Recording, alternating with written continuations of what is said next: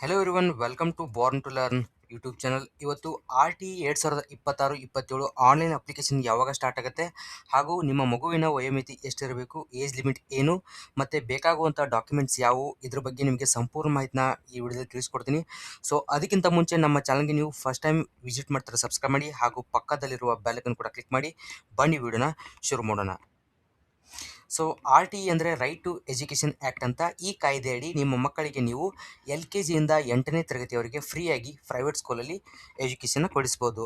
ಇದು ಪ್ರತಿ ಸ್ಕೂಲಲ್ಲಿ 25% ಸೀಟ್ ಗೌರ್ಮೆಂಟಿಂದ ರಿಸರ್ವ್ ಮಾಡಿರ್ತಾರೆ ಪ್ರೈವೇಟ್ ಸ್ಕೂಲಲ್ಲಿ.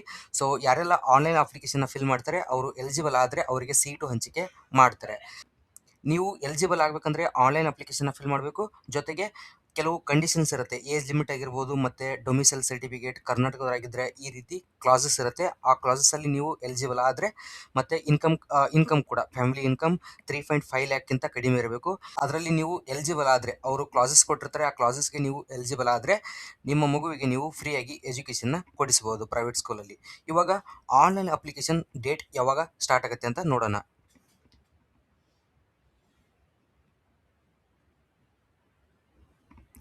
ಸೊ ಪ್ರತಿ ವರ್ಷ 2024 ಆಗಿರ್ಬೋದು, 2023, 2022 ಪ್ರತಿ ವರ್ಷ ಏನಾಗ್ತಾಯಿತ್ತು ಅಂದರೆ ಆನ್ಲೈನ್ ಅಪ್ಲಿಕೇಶನ್ ಮಾರ್ಚಲ್ಲಿ ಸ್ಟಾರ್ಟ್ ಆಗ್ತಾಯಿತ್ತು. ಬಟ್ ಹೋದ ವರ್ಷ 2025ರಲ್ಲಿ ಅದು ಮೇ ಅಲ್ಲಿ ಸ್ಟಾರ್ಟ್ ಆಗಿದೆ. ಕಾರಣಾಂತರಗಳಿಂದ ಲೇಟ್ ಮಾಡಿದ್ದಾರೆ, ಬಟ್ ಪ್ರತಿ ವರ್ಷ ಲೇಟ್ ಆಗಲ್ಲ. ಸೊ ಈ ವರ್ಷ ಕೂಡ ನೀವು ಫೆಬ್ರವರಿಯಲ್ಲಿ ನಿಮಗೆ ಒಂದು ನೋಟಿಫಿಕೇಶನ್ ಬರುತ್ತೆ. ಮಾರ್ಚಲ್ಲಿ ಆನ್ಲೈನ್ ಅಪ್ಲಿಕೇಶನ್ ಸ್ಟಾರ್ಟ್ ಆಗುತ್ತೆ ಅಂತಲೇ ಇಟ್ಕೊಳ್ಳಿ. ಅವ್ರು ಏನಾದರೂ ಅಪ್ಲಿಕೇಶನ್ದು ಡೀಟೇಲ್ಸ್ನ ಬಿಟ್ಟರೆ ನಿಮಗೆ ವಿಡಿಯೋ ಮಾಡಿ ತಿಳಿಸ್ತೀನಿ. ಆನ್ಲೈನ್ ಅಪ್ಲಿಕೇಶನ್ ಸ್ಟಾರ್ಟಕ್ಕಿಂತ ಮುಂಚೆ ಅವರು ಒಂದು ಸ್ಕೂಲ್ ಮ್ಯಾಪಿಂಗ್ ಅಂತ ಒಂದು ಇನ್ಸ್ಟ್ರಕ್ಷನ್ನ ಬಿಡ್ತಾರೆ. ಎಲ್ಲ ಸ್ಕೂಲ್ ಹೆಡ್ ಮಾಸ್ಟರ್ ಇರ್ತಾರಲ್ವ, ಅವರು ಒಂದು ಸ್ಕೂಲ್ ಲಿಸ್ಟ್ನ ಕಳಿಸಿ ಅಂತ ಅವ್ರಿಗೊಂದು ನೋಟಿಫಿಕೇಶನ್ ಬಿಡ್ತಾರೆ. ಅದು ಜನವರಿ ಲಾಸ್ಟ್ ವೀಕ್ ಅಥವಾ ಫೆಬ್ರವರಿ ಫಸ್ಟ್ ವೀಕಲ್ಲಿ ಬಿಡ್ತಾರೆ.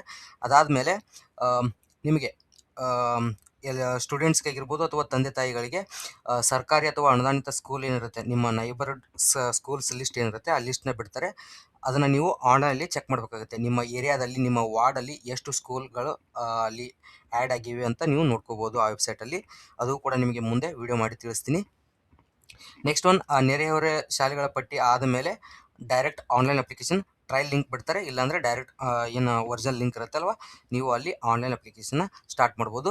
ಸೊ ಒಟ್ಟಿನಲ್ಲಿ ಮಾರ್ಚಲ್ಲಿ ನಿಮಗೆ ಆನ್ಲೈನ್ ಅಪ್ಲಿಕೇಶನ್ ಸ್ಟಾರ್ಟ್ ಆಗುತ್ತೆ. ಓಕೆ, ಇನ್ ಎಲಿಜಿಬಿಲಿಟಿ ಕ್ರೈಟೀರಿಯಾ ಬರೋದಾದರೆ,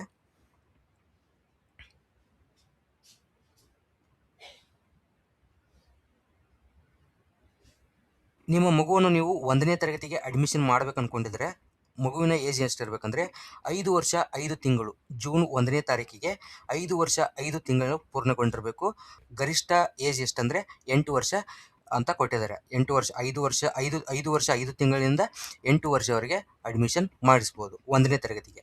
ಅದೇ ನೀವು LKGಗೆ ಅಡ್ಮಿಷನ್ ಮಾಡ್ತಾ ಇದ್ದರೆ ನಿಮ್ಮ ಮಗುವಿನ ಏಜ್ ಜೂನ್ 1ನೇ ತಾರೀಕಿಗೆ 4 ವರ್ಷ ಪೂರ್ಣಗೊಂಡಿರಬೇಕು. ಗರಿಷ್ಠ ವಯೋಮಿತಿ 6 ವರ್ಷ ಆಗಿರುತ್ತೆ. 4 ವರ್ಷದಿಂದ 6 ವರ್ಷ ಏಜ್ ಲಿಮಿಟ್ ಇರುತ್ತೆ ಫಾರ್ LKG. 4 ವರ್ಷಕ್ಕಿಂತ ಕಡಿಮೆ ಆದರೆ ಅವರು ಅಕ್ಸೆಪ್ಟ್ ಮಾಡಲ್ಲ. ಸೊ ನೀವು ಆನ್ಲೈನ್ 3 ವರ್ಷ 5 ತಿಂಗಳಿದ್ರೆ ನೀವು ಟ್ರೈ ಮಾಡ್ಬೋದು. ಆನ್ಲೈನ್ ಅಪ್ಲಿಕೇಶನ್ ಬಿಡ್ತಾರಲ್ವ ಅವಾಗ ಒಂದ್ಸಲ ಟ್ರೈ ಮಾಡ್ಬೋದು. ಅವ್ರ ಏಜ್ ಲಿಮಿಟ್ ಕೊಟ್ಟಿರೋದು 4 ವರ್ಷದಿಂದ 6 ವರ್ಷ ಅಂತ ಕೊಟ್ಟಿದ್ದಾರೆ. ಸೊ ನೀವು ಬೇಕಾದರೆ ಆನ್ಲೈನ್ ಅಪ್ಲಿಕೇಶನ್ನ ಫಿಲ್ ಮಾಡಿ ಚೆಕ್ ಮಾಡ್ಕೋಬೋದು, ಏನು ತೊಂದರೆ ಇಲ್ಲ. ಸೊ ಇವಾಗ ರಿಕ್ವೈರ್ಡ್ ಡಾಕ್ಯುಮೆಂಟ್ಸ್ ಯಾವುವು ಅಂತ ನೋಡೋಣ. ನಿಮ್ಮ ಮಗುವಿನ ಆಧಾರ್ ಕಾರ್ಡ್ ಬೇಕಾಗುತ್ತೆ, ಜೊತೆಗೆ ತಂದೆ ಅಥವಾ ತಾಯಿ ಆಧಾರ್ ಕಾರ್ಡ್ ಬೇಕಾಗುತ್ತೆ, ಜೊತೆಗೆ ರೀಸೆಂಟ್ ಪಾಸ್ಪೋರ್ಟ್ ಸೈಜ್ ಫೋಟೋ ಬೇಕು ಸ್ಟೂಡೆಂಟ್ದು. ಮಗುವಿಂದು ರೀಸೆಂಟ್ ಪಾಸ್ಪೋರ್ಟ್ ಸೈಜ್ ಫೋಟೋ ಬೇಕು, ಜೊತೆಗೆ ಡೇಟ್ ಆಫ್ ಬರ್ತ್ ಸರ್ಟಿಫಿಕೇಟ್ ಬೇಕು, ಡೊಮಿಸೈಲ್ ಸರ್ಟಿಫಿಕೇಟ್, ಕ್ಯಾಸ್ಟ್ ಸರ್ಟಿಫಿಕೇಟ್ ಮಗುವಿಂದು ಕೊಟ್ಟರು ನಡೆಯುತ್ತೆ, ಅಥವಾ ತಂದೆ ಅಥವಾ ತಾಯಿದು ಕೊಟ್ಟರು ಕೂಡ ನಡೆಯುತ್ತೆ. ಇನ್ಕಮ್ ಸರ್ಟಿಫಿಕೇಟ್ ಕೂಡ ಸೇಮ್. ನೆಕ್ಸ್ಟ್ ಡಿಸಬಿಲಿಟಿ ಸರ್ಟಿಫಿಕೇಟ್, ಇದು ಏನಾದರೂ ಫಿಸಿಕಲಿ ಹ್ಯಾಂಡಿಕ್ಯಾಪ್ ಇದ್ದರೆ ಆ ಡಾಕ್ಯುಮೆಂಟ್ ಕೂಡ ಸಬ್ಮಿಟ್ ಮಾಡ್ಬೋದು. ಸೊ ಈ ಡಾಕ್ಯುಮೆಂಟ್ಸ್ ಕಂಪಲ್ಸರಿ ಬೇಕಾಗುತ್ತೆ. ಇದ್ರ ಜೊತೆಗೆ ಇನ್ನೊಂದು ಕ್ಲಾಸಸ್ ಇದೆ, ನಿಮ್ಮ ಫ್ಯಾಮಿಲಿ ಇನ್ಕಮ್ 3.5 ಲ್ಯಾಕ್ಗಿಂತ ಕಡಿಮೆ ಇರಬೇಕಾಗುತ್ತೆ ವರ್ಷಕ್ಕೆ. ಮತ್ತು ಕರ್ನಾಟಕದವರಾಗಿದ್ದರೆ ಮಾತ್ರ ಆನ್ಲೈನ್ ಅಪ್ಲಿಕೇಶನ್ನ ಫಿಲ್ ಮಾಡಲಿಕ್ಕೆ ಬರುತ್ತೆ, ಹೊರ ರಾಜ್ಯದವರಿಗೆ ಅವಕಾಶ ಇರುವುದಿಲ್ಲ. ಆನ್ಲೈನ್ ಅಪ್ಲಿಕೇಶನ್ ಸ್ಟಾರ್ಟ್ ಆಗಿದ ತಕ್ಷಣ ಅವರು ನೋಟಿಫಿಕೇಶನ್ ಬಿಟ್ಟರೆ ನಿಮಗೆ ವಿಡಿಯೋ ಮಾಡಿ ತಿಳಿಸ್ತೀನಿ. ಸೊ ಇಷ್ಟೆಲ್ಲ ಡಾಕ್ಯುಮೆಂಟ್ಸ್ನ ನೀವು ರೆಡಿ ಮಾಡಿ ಇಟ್ಕೋಬೇಕು.